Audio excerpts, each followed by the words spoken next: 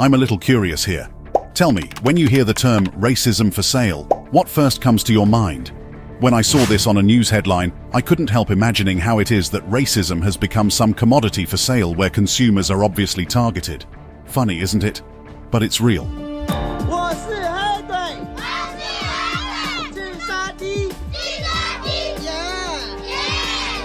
Yes, you heard that correctly. The kids are saying, in Chinese, I'm a black monster. My IQ is low.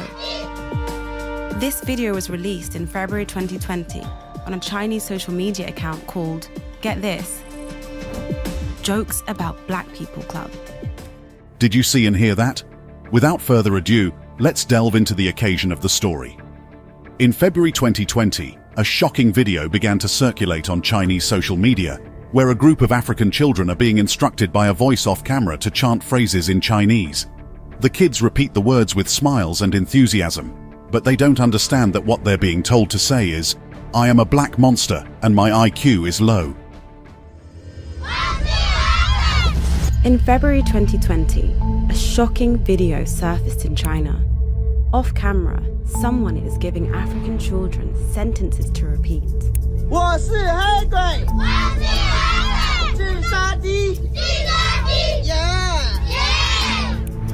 It was posted on a Chinese social media account called, get this, Jokes About Black People Club. Some people were laughing. Others were outraged. The word the kids are using is heigui, which could be translated as black monster or black devil, but really, it's the Chinese equivalent of the N-word. When the online controversy died down, I couldn't move on. As a black person living in China at the time, the video was stuck in my head. Where was it shot? Why was it made? Who was it who took a bunch of happy, excited kids and made them chant something so demeaning? The clip ignited outrage in China and beyond, but no one ever answered some crucial questions. Why was this filmed? Where was it shot? Who made it?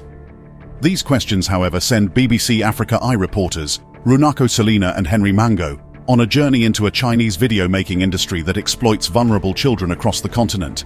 You would be surprised what they found. In China, it's become a thing to send personalized greeting videos on social media and messaging apps. Happy birthday. Congrats on your wedding. These videos typically sell for anything between $10 and $70 US. For some weird reason, videos featuring Africans have become especially popular. Lots of them show young kids standing around a blackboard, shouting greetings in Chinese. The content can be innocent enough. But some of them are, well,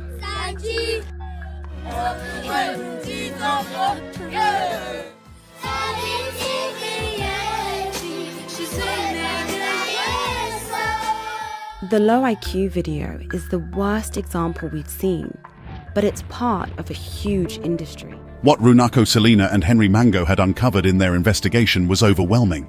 It was a whole Chinese industry, in the dedicated expertise of exploiting ignorant African children across the globe. Here's one thing about China from observers. Chinese people love watching how other places are not as good as China. Obviously, this plays the hormonal role of some good elation in them and satisfies them so much psychologically that this dominant behavior had given rise to a whole multi-million-dollar Chinese industry, where content creators had to make profit off this behavior by racially exploiting the African continent. Crazy. All manner of illogical things have happened in the name of hatred and disregard for the black skin. However, these BBC Africa Eye reporters, Runako Selina and Henry Mango, did carry out a brilliant and strategic investigation concerning this insane booming industry, with their specific aim being to figure out where the video on the low IQ was done. Our first challenge was to figure out where this was filmed. By scanning hundreds of similar videos for clues, we managed to pin the low IQ video to a country, Malawi. and even to a village in Jawa, just outside the capital, Lilongwe. Armed with this information, Malawian journalist Henry Mahango set off for the village. Sure enough, he found a Chinese man making videos with kids. The locals called him Susu. He was paying the kids about $50 a day to perform, including on days when they were supposed to be in school. While Henry was investigating on the ground, I was still following the clues online. We found 2 social media accounts that were regularly posting videos from the same village featuring the same man. On one of them, we found a photo of an ID card indicating that the man's real name was Lu Ke. Shushu, which means uncle in Chinese, was just a nickname that Lu Ke used with the kids. Uncle and Susu. These reporters, while scanning hundreds of videos of the same nature, were able to pin the video on low IQ to Malawi in Africa, and had even begun going into specific villages in Malawi to look for whoever was behind the incendiary racist publications. They had found a Chinese man eventually in one of these villages, in Jawa to be precise, making videos with little African children. They were also able to discover from the internet that the name which the Chinese man was called by the locals wasn't his real name. His real name was Lu Ke. So is this guy Susu the one who made the low IQ video? In an effort to find out more about Susu, Henry and I set off for another village, Kamwendo, where he'd spent several years making videos with local kids. I was keen to speak to the family of one young boy in particular. He was a prolific performer in Susu's videos, known across Chinese social media as Xiao Gula. He was a cute kid, such a natural performer that he became a poster boy for the industry. Even now, you can see him giving the thumbs up in adverts for Chinese blessing videos.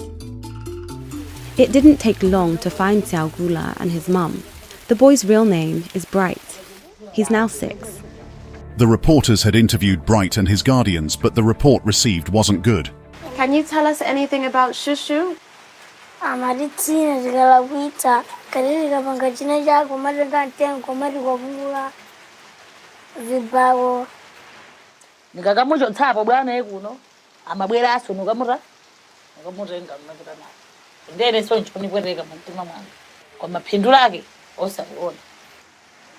I was upset by Susu's treatment of Bright, but not surprised.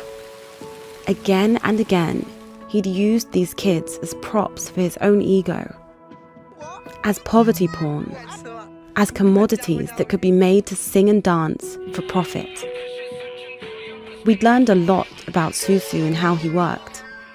Now, it was time to find out if he'd made the low IQ video. From the investigation, it was discovered that Lu Ke was recording hundreds of videos every day and selling them to a Chinese website for up to $70 each. The children in the films were paid around $50 each. The sole aim was to explore and exploit, no pity. Posing as a businessman wanting to commission some video ads, Paul got Susu talking about the industry. 对他嘻嘻哈哈，就是说怎么很好的朋友，到最后千万不要可怜他们，你要记住这个东西，千万不要可怜他们，不管是他们家里怎样了，不要可怜他们，这是最主要，你把这句话放在心里，对待黑人，行了。In another meeting, Paul showed him the low IQ video and asked if he made it.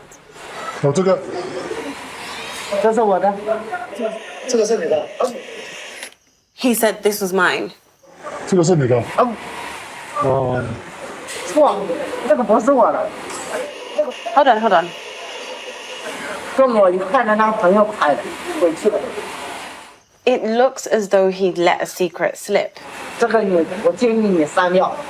因为现在在。他在群里面。我知道，我建议你手机不要留这个东西，不要给黑人看到这个东西。He knows it was a controversial thing. But one thing was for sure, the culprit has been found. Lu Ke was the man behind the IQ video. Lu Ke would teach the children phrases in Mandarin in which they praised Chinese people, made fun of poverty and chanted racist epithets saying they are a black monster and that their IQ is low. it was time to speak to Susu ourselves. 哎，你好，你好。当地的小孩子们都叫你叔叔是吗？是的，是的。那你在这里拍这些视频的原因是什么呢？他们说你曾经会打过小孩子们，打过小孩子用你的手，对，我没有，没有是吗？对，这是一个真的吗？误会。让这些小孩子们说我是黑鬼至上帝，这是你拍的吗？这不是我拍的，那真的不是我拍的，那我没有剥削他们。So it just feels like this isn't productive anymore. He's not going to admit anything else. In the end, Selena and Henry had successfully disrupted Luque's operation in Malawi. The Malawian government had gotten wind of this. Amid public outrage, Luque illegally fled to neighboring Zambia. However, he was extradited quickly and formally charged with multiple offenses in Malawi. A Malawian court found Luque guilty of his charges, including child trafficking and procurement of children for use of entertainment. He was sentenced to 12 months in prison and ordered to leave the country afterward. And just hold on a second, amazing viewers. If you've gotten up to this point in this video, then it would mean that you've actually settled in and are having an interesting viewing already. Don't forget to kindly support our works if you are yet to, by hitting that like button in front of you. Share video with your friends and families to keep spreading our eye-opening black narrative, and kindly subscribe to stay put for more interesting contents in the way. We are delighted to have you always with us. Please let us proceed. The brilliant job of these reporters, however, had merely disrupted only one operation, run by one man, Luque. But the fact remains that there are still so many of them out there. This industry is huge and still growing, with real black kids like Bright being exploited every day for the entertainment of people far, far away. On the afternoon of May 24th, a beauty pageant took place at an apartment in Kitwe, Zambia. The contestants, numbered from 1 to 7, took turns walking in front of the camera to loud music from a hit Chinese matchmaking show. "Are you single?" a young Chinese man asked the Zambian women before telling them to repeat backlines to the camera he recited in Chinese. "Hello everyone, I'm 19, the first woman said after him. "I'm single, my eyes are small." Halfway around the world, this was primetime entertainment in China. Tens of thousands of viewers were watching live on the Chinese video app Kuaishou and offering their takes.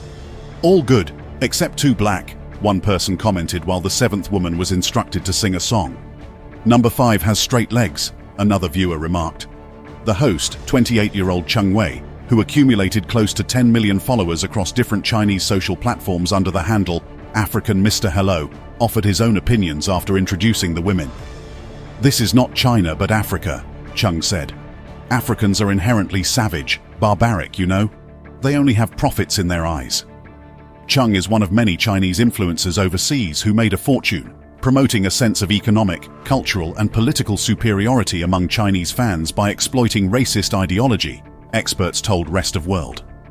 In dozens of videos filmed and uploaded by these influencers, black people, including children, are shown to embrace Chinese language and culture. Black women are degraded as sexual objects, participating in beauty pageant shows and calling Chinese vloggers Laogong, or hubby. The influencers portray themselves as wealthy saviors who provide locals with money, jobs, clothes, healthcare, housing, and food. The Chinese always want to show Africans that they are a different type of partner from what Africa had with the colonists. Rest of World analyzed more than 24 popular accounts based in Guinea, Tanzania, Zambia, Mozambique, and Kenya, as well as other countries in Africa, South Asia, and Southeast Asia, and found that the vloggers, with follow accounts that reach into the millions, together make up a multi-million-dollar e-commerce industry.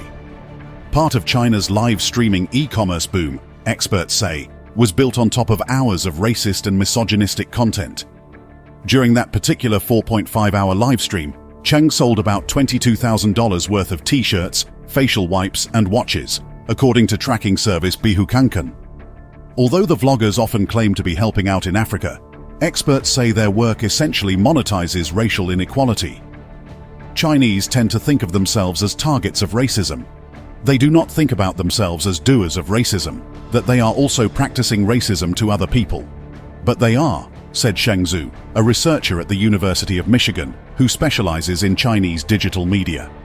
If you look at the representations in those videos, they are trying to establish the kind of contrast between them as modern subjects and Africans as somewhat inferior, somewhat pre-modern subjects that are backward. In June, a viral BBC investigation exposed a Chinese videomaker in Malawi named Luque, who was accused of physically abusing at least one black child. After the video prompted a global outcry, the Chinese government vowed to crack down on online racism. The country's all-encompassing censorship apparatus often turns a blind eye to xenophobia, which the state does not view as an imminent threat to its rule, according to researchers. Soon after the BBC documentary was released, social media platforms such as Kuaishou, Xiaohongshui, WeChat and Douyin, China's version of TikTok, blocked users from searching video accounts containing the term Africa. Almost all the top Chinese influencers in Africa stopped their daily live streams. Chung told us that Kuaishou had told him the livestream ban on Africa-based vloggers was triggered by the BBC investigation. Kuaishou, Xiaohongshu and Bilibili did not respond to requests for comments. ByteDance declined to comment on the crackdown. Tencent, owner of WeChat, also declined to comment on the ban and referred rest of world to the app's policy against hate speech. Only when racism from the Chinese internet triggers backlash in Africa, a key economic and diplomatic partner, does Beijing feel the need to act, said Emmanuel Matambo, research director at the University of Johannesburg's Center for Africa-China Studies. The Chinese government only responds when there's outrage, Matambo told Rest of World.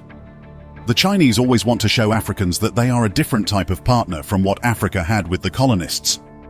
But in Zambia, Matambo said, some Chinese entrepreneurs' patronizing way of treating local people and lack of understanding of their culture has caused problems. Zambian workers have long complained about labor abuse at Chinese firms, such as being told not to join unions or allegations of being detained at factory sites during COVID-19 outbreaks. One of the hundreds of thousands of Chinese migrants who moved to Africa to seek economic opportunities, Cheng went to work at an air filter factory in 2015 in Zambia, hoping to escape the fierce competition for jobs at home and find a fast track to success. Hailing from a rural part of Henan province, an economic backwater in inland China, Chung dropped out of secondary school after his first year. Months into his arrival in Zambia in early 2016, before TikTok was launched, Chung started posting short videos of Africans on Kuaishou, then the dominant short video app in China. He called the account African Mr. Hello, because hello was the only English word he knew when he went to Zambia. In an interview with Rest of World in June, Chung told us that he first made money from the virtual tips sent by his fans in China. After work, he would walk around the village where he lived filming local people, food and markets. He would film children chanting Chinese poems and lining up to collect snacks he bought for them. He made a series of videos as he delivered food to an impoverished elderly man, and another video where he showed himself helping to build a wooden hut for him. Runako Talina, producer of the BBC's Racism for Sale, the documentary that led to public outcry across the African continent, said such content reinforces the discrimination against Africans in China. This industry is situated in these wider narratives around Africanness, of poverty, of neediness that allows for saviorism to play out, she told Rest of World. Selena, who also founded digital platform Black Liberty China to document black people's experiences in China, added that it feels every human zoo in nature. After 3 years in Zambia, Chung became a full-time vlogger. He hired local women to act in his videos and live streams, showing them telling jokes in Chinese and cooking Chinese dishes in giant pots. Chung noted to Rest of World that images of charity and Chinese culture being adopted abroad were particularly popular, pointing to positive comments from fans. As his fan base in China expanded, Chung went from behind the scenes to being a central character in front of the camera himself, wearing sunglasses and Dior shirts, an image of a wealthy, powerful and fashionable Chinese man who generously helps local Africans and is widely revered. Until the recent crackdown, Chinese video apps rewarded populist, racist content with viewers and profits. Video sites such as Bilibili and ByteDance's Xigua pay content creators according to the traffic and advertising revenues they generate. Other video apps, such as Douyin and Kuaishou, match vloggers with advertisers and share revenue from product placement. In the afternoons, Chung peddled cosmetics, snacks and homewares, just like hundreds of thousands of other Chinese live streamers. The products often don't have any ties to Africa or the content. It's simply one way to stand out in China's crowded live stream shopping industry. According to Bihukankan, Africa-based live streamers that we examined together sold more than $7 million worth of products in May and June, with the tech companies taking 0.6% to 10% of the income. Viewers also send virtual tips, and about 50% goes to the platforms. Chung, the most successful of all, raked in more than $5.6 million in revenue over the last 3 months, according to Bihukankan. Chung said that on average, he earned some 20% of the revenue as commission. He claims that his African staff, including a 20-year-old who served as the camerawoman, were paid above the local salary level. Western companies have cashed in as well. In Guinea, Wang Fei runs a YouTube channel with 25,000 subscribers, regularly featuring a boy he adopted from a neighbor's family on his channel. The child, whom he nicknamed Little Monkey, speaks fluent Chinese, cooks Chinese food, and attends classes at a China-funded Confucius Institute. The videos have been watched 110 million times and are estimated to have earned him about $229,000, according to the YouTube money calculator on Influencer Marketing Hub. YouTube did not respond to a request for comment. In a June video, Wang Yao, a Kenya-based influencer with 5.4 million followers on Douyin, who often appears flanked by female assistants labeled as Miss World winners representing different African countries, spoke to his audience about the abundance of mosquitoes in Africa before promoting a Bayer mosquito spray. After Rest of World asked Bayer about the product placement in July, Bayer said it had asked a distributor to remove the advert, adding that it's committed to a culture of inclusion and diversity.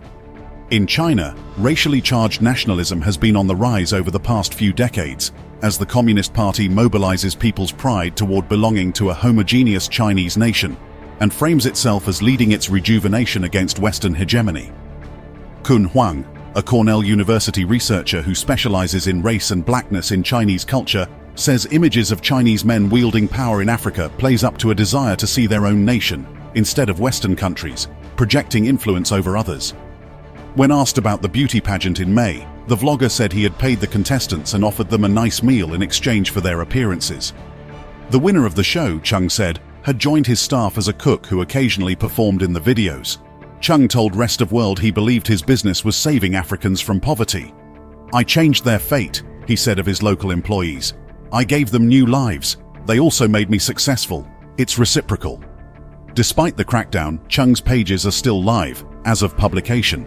Influencers have removed the word Africa from their usernames generally, and they are still able to post new videos. Chung's account, African Mr. Hello, changed to Mr. Hello Overseas. His new videos from Zambia still attract tens of thousands of likes. In the comments section, fans have asked when his live streams will return.